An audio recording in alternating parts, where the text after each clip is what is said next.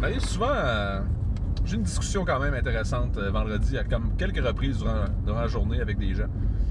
Puis, ma grande conclusion de tout ça, c'est une fois que tu arrives, tu as fini ta lune de miel CrossFit, ça fait 18 mois, 2 ans que tu travailles, tu fais ton CrossFit, tu es capable de faire beaucoup de choses à Zorex, tu as probablement tous tes mouvements un peu, ou... Tu sais, tout est là. Souvent, ils s'installent à dire « Ouais, mais là, tu sais, je suis vraiment pas endurant sur telle chose. Ah, j'ai vraiment pas de résilience là-dessus. Ah, tel mouvement, il est vraiment pas au point.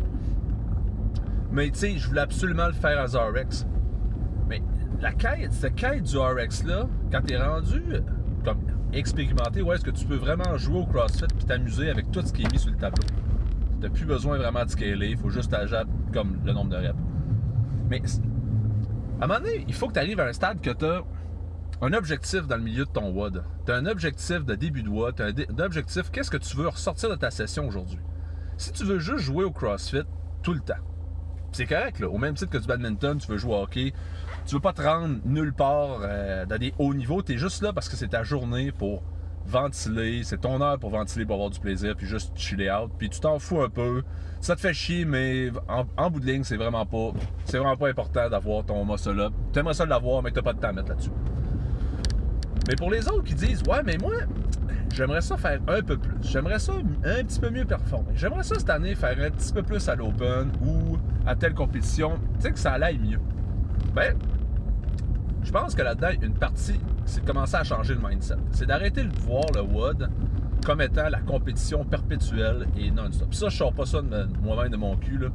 Ça vient littéralement de Chasing Excellence de Ben Bergeron. Puis je trouve que c'est très, très valable pour nous autres, nos CrossFitters. Où est-ce qu'on s'habitue à faire du CrossFit pour jouer au CrossFit, puis que là, on a des niveaux de performance qu'on veut atteindre à différents niveaux. Donc, à un moment donné, il faut que tu pratiques, il faut que tu aies un objectif durant ton WOD. Si c'est un WOD de, je sais pas moi, de chest to bar pull-up avec du power snatch intensif, puis des double under, tu sais particulièrement que ta grippe va être complètement explosée.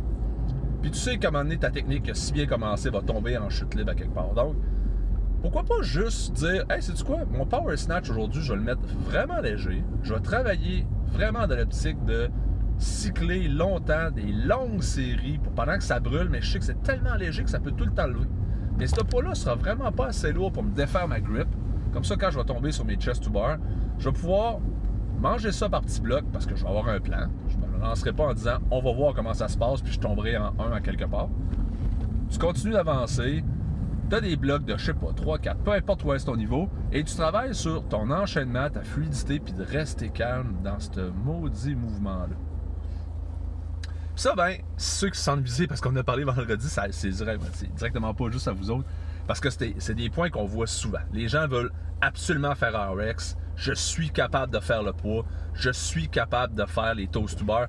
Ouais, mais tes toast to bar, t'es fait comment? T'es-tu encore en train de swinger ça?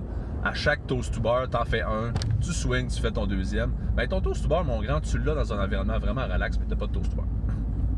Ouais, mais là, Matt, t'es vraiment rough avec moi. Ben, ça dépend. Si tu viens juste t'amuser, c'est correct.